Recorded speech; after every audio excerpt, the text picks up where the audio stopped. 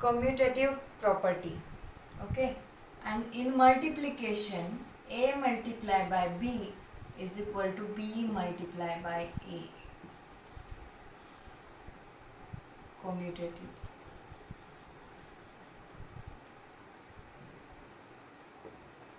The second property is associative.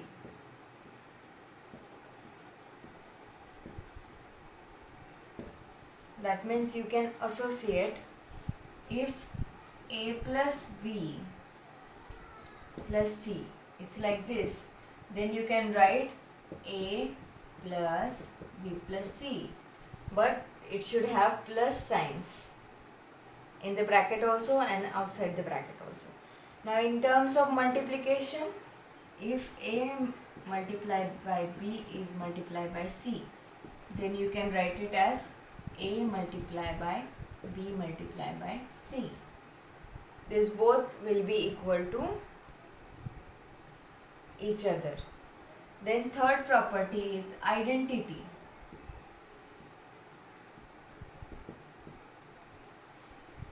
Identity is what? If you add A plus 0 or you add 0 plus A, that is always going to be equal to A. If 7 plus 0 or 0 plus 7, that is going to be 7. Then the fourth property is inverse. In the previous standard you have already studied what is inverse. Okay, if one number and its inverse is added to it, inverse means what? Negative number. These two are opposite numbers, right? A is the opposite number of minus A. If they are added, their sum is going to be 0. You have studied this in grade 8. Okay, and in terms of multiplication, we forgot to write this. A multiplied by 1 or 1 multiplied by A is going to be A always. Now why I did not write 0 here? Because if you multiply any number by 0, it will be 0. We want A. Okay, now how will you write this? Property of inverse in terms of multiplication. Now A is multiplied by its inverse. This is the inverse of A. Okay, if you multiply them, we will get value is equal to 1. So these are the few properties. And let's take examples of it. Okay. Now if 4 is multiplied by 1 upon 4, it is going to be 1. Now we will see one more example. If 2 multiplied by 3 by 4. So 2 3s are, okay, let's do this first.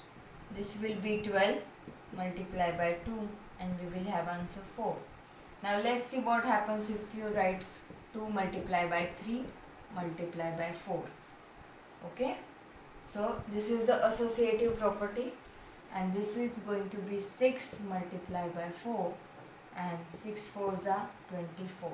So these both are equal, so the property is also right.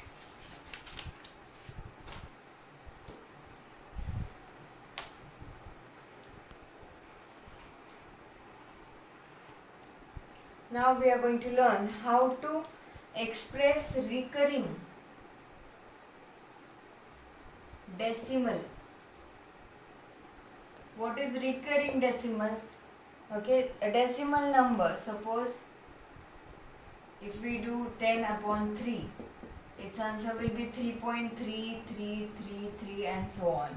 So this number will not terminate and this 3 will occur again and again. That's why it is called as recurring decimal. We need to express this in the form P upon Q. Okay. Now the number is suppose 7.7777.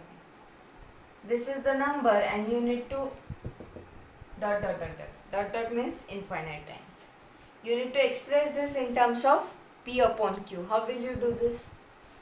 So how do we express this number? Can I write it like this? 0.7 dot. Dot means what? It is not going to stop.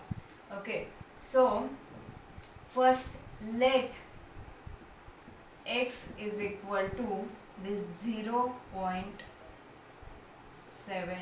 dot. Now if I multiply this number 10 times, so 10x is going to be what?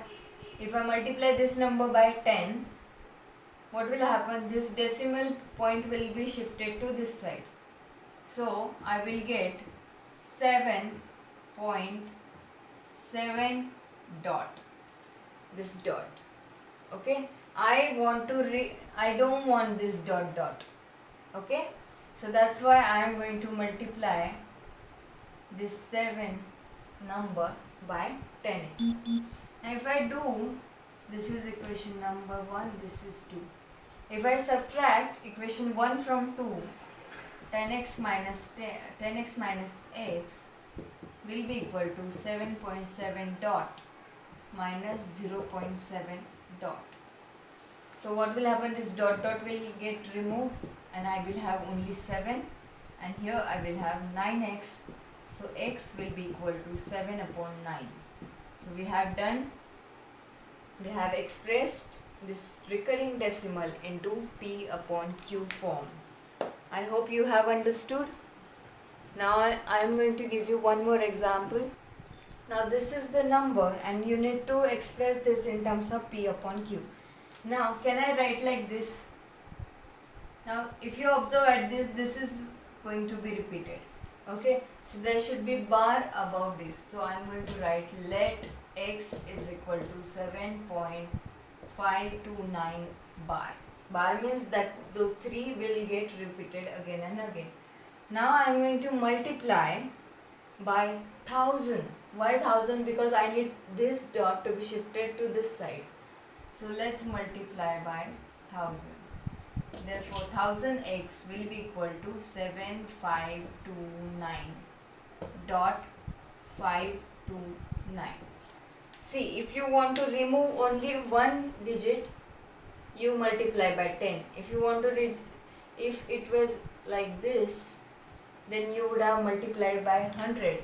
Now I want to remove this 3, that's why I am going to multiply by 1000. That is the reason I am multiplying by 1000. Now this 1000x minus x will be equal to what? 7529.529 minus 7.529. Now this 529 will get removed, right? If you subtract, and you will get 7522. Okay, and here it will be 999x. So x will be equal to 97522 upon 999. And what is the x? X is 7.529 is equal to 7522 upon 999. I hope you have understood how to do this. If you have not understood, you can ask me. I will solve your doubts and I'll see you tomorrow.